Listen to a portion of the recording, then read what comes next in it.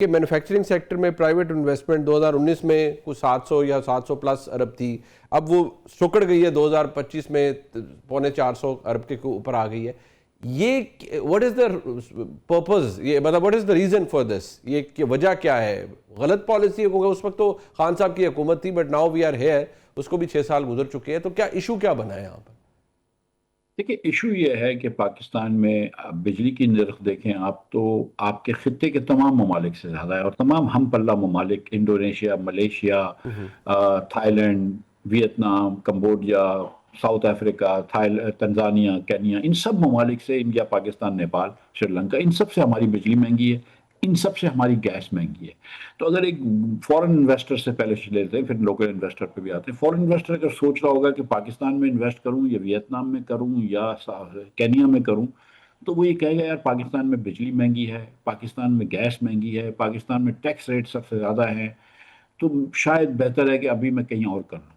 پھر اس کے بعد جب ہمارا لوکل انویسٹر جو ہے، وہ جو پاکستان میں جس نے انویسٹ کرا ہوا ہے، کیونکہ اس کی بجلی، گیس وغیرہ مہنگی ہے، تو اس کی جو لاگت ہے چیزوں بنانے کی وہ بڑھ جاتی ہے، تو وہ ان ریٹس پہ نہیں بیچ سکتا ہے جہاں سے کہیں اور کسی اور ملک سے آپ بیچ سکتے ہیں، چاہے ویتنام ہو گیا یا بنگلہ دیش ہو گیا. تو ہماری گڈز ایکسپورٹس بھی، برآمدات بھی کم ہو رہی ہیں چیزوں کی، اور ہم سرمایہ کاری بھی نہیں لا سکتے، نہ باہر کے لوگ سرمایہ کاری کر رہے ہیں اور نہ پاکستانی لوگ سرمایہ کاری کر رہے ہیں. تو اس میں جو مین وجہ ہے وہ ہمارے یوٹیلیٹیز کے ریٹس ہیں، اور باقی پھر چھوٹے سے جو چیزیں ہوتی ہیں، ٹیررزم وغیرہ، وہ تو ہوتا ہی ہے.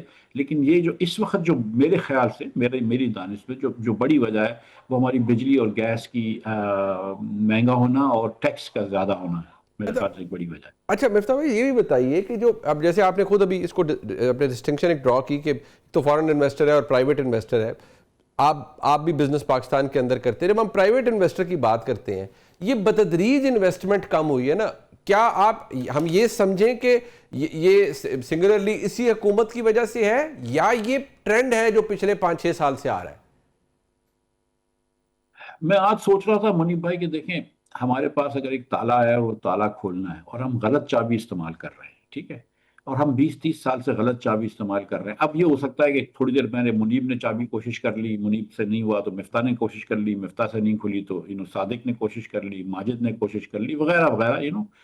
لیکن چکر یہ کہ وہ چابی ٹھیک نہیں ہے. ہمارے یہاں اسٹرکچرل ایشوز ہیں، جب تک ہم وہ ٹھیک نہیں کریں گے تو آپ دیکھیں نا، ہم نے مشرف صاحب کے ماشاء اللہ ختم ہونے کے بعد زرداری صاحب کی حکومت دیکھی ہے، میاں صاحبان کی دیکھی ہے، عمران خان صاحب کی دیکھی ہے، ہم نے صرف بہتری نہیں دیکھی ہے نا.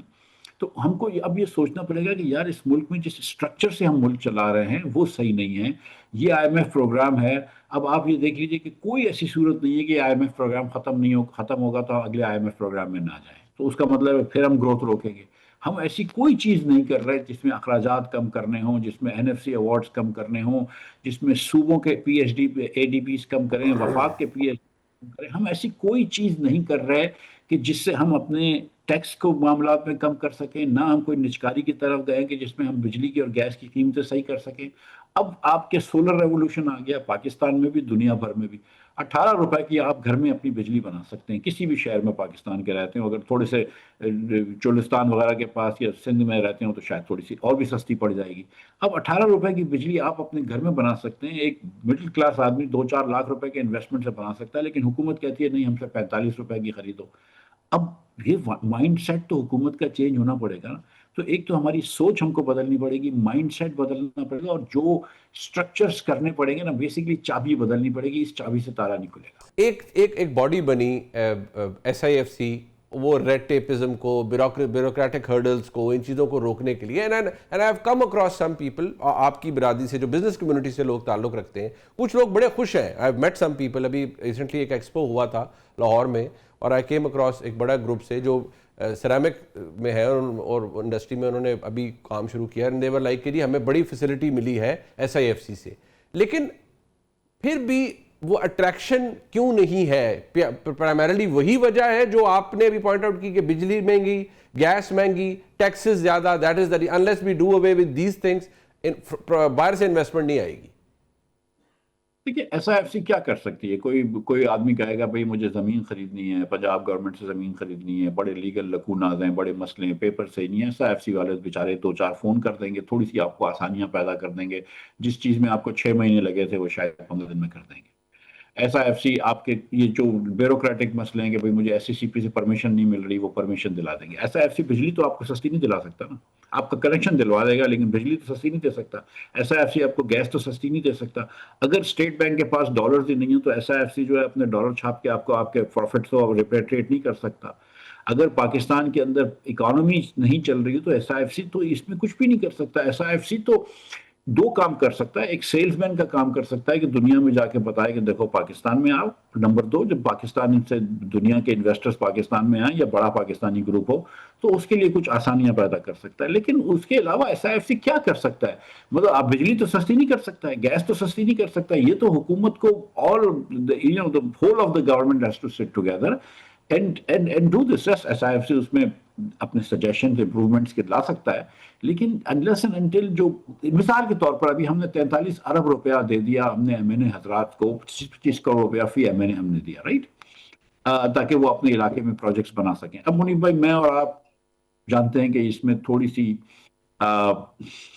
خرد فرد ہو جاتی ہے، کچھ کمیشن مل جاتے ہیں صوبے کے حساب سے، کسی صوبے میں 20-25% ہوتے ہیں، کسی میں 40-50% ہوتے ہیں، مطلب یہ چلے جاتا ہے۔ اب ہم یہ 43 ارب روپے کے ایک اور استعمال بھی کر سکتے تھے، ہم یہ کہہ سکتے تھے کہ جس کی 3 لاکھ سے کم تنخواہ ہے اس کی ہم ٹیکس بریک 25% کم کر دیں گے، یا ہم تمام تنخواہ یافتہ لوگوں کی 8% سے ٹیکس کم کر دیں گے۔ میں سمجھتا ہوں کہ اس سے معیشت زیادہ چل جاتی، اس سے زیادہ پازیٹیو سگنل آ جاتا۔ لیکن اب اگر ایم این ایس کو بھی پیسے دینے ہیں، آپ نے 1000 ارب روپے کا پی ایچ ڈی بھی کرنا ہے صوبوں نے، آپ نے دیکھیں پاکستان میں $13 بلین 3800 بلین روپیز کا A D B and P H D P ہوتا ہے۔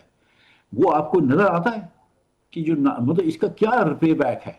اگر وہ $13 بلین ہم بچا لیا کریں اور اس کا کچھ آدھے پیسے اخراجات، آدھے پیسے ہم ٹیکس واپس کر دیں اور آدھے پیسے ہم خسارہ کم کر دیں تو وہ نظر آئیں گے۔ لیکن ہماری پرائورٹیز صحیح نہیں ہے نا۔ آپ بلوچستان میں 300 ارب روپیہ خرچ کرتے ہیں اے ڈی بی کا، اگر آپ وہ پیسے ڈائریکٹ غریب لوگوں کو دے دیں، بلوچستانی فیملیز کو، تو وہ زیادہ فائدہ ہوگا۔ بالکل لیکن ٹھیک۔ ہم نے اسٹرکچرز حکومت کے بنا لیے ہیں کہ جس سے حکومت ایک تو غیر فعال ہو گئی ہے بلکہ راستے روکتی ہے کاروبار کے۔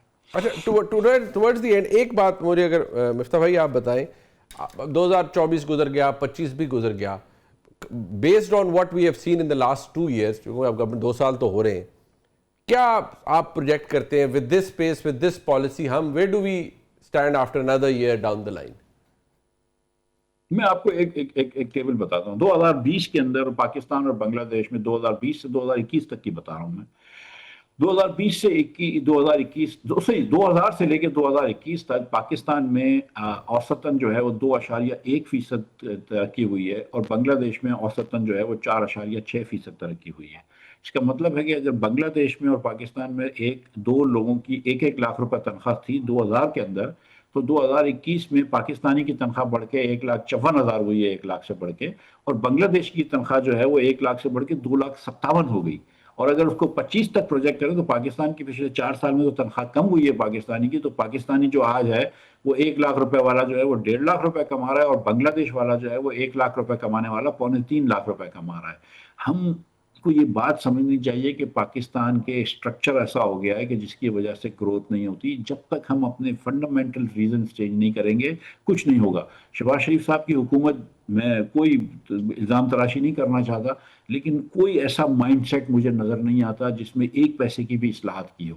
یہ جو پی آئی اے کی جو نچکاری ہو رہی ہے، یہ بھی آپ کو پتا ہے کہ کون کروا رہا ہے، اور زبردستی کروا رہا ہے، نہیں تو انہوں نے ایک مرتبہ جان بوجھ کے اس کو فیل کروایا ہے۔ اچھا ایک ڈسکو کی نچکاری نہیں کی انہوں نے، ایک گیس کمپنی کی نچکاری نہیں کی، یہ کوئی نچکاری نہیں کر سکتے۔ یہ کوئی پینشن ریفارمز کی بات کی ناکام رہے، انہوں نے کہا ہم حکومت کی سائز چھوٹی کریں گے، ناکام رہے۔ یہ 2 سال ہو گئے این ایف سی کی ابھی تک، بس اب اللہ کرے کچھ ہو جائے، وہ بھی آپ کو پتا ہے کہ جی کون کرے گا۔ جی جی این ایف سی یہ نہیں کر سکتے۔ ہم نے کہا تھا کہ صوبوں کو اخراجات دیں گے، وہ نہیں کر سکتے۔ آپ نے کہا، ایم ایف کہہ رہا تھا کہ ایگریکلچر ٹیکس لو، ہم ابھی تک ایگریکلچر ٹیکس نہیں لے سکے۔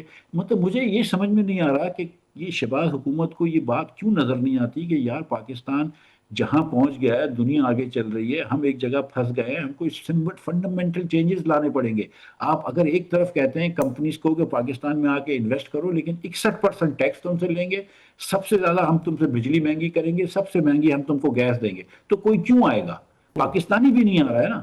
جب سے تبھی تو جب آج یہ باتیں آتی ہیں کہ دبئی میں نمبر 2 انویسٹمنٹ پاکستانی کا ہے، ملیشیا میں پہلا انویسٹمنٹ پاکستانی کا ہے، کیونکہ پاکستانی سرمایہ کار تو ہے، وہ پاکستان کے باہر چلے جاتے ہیں.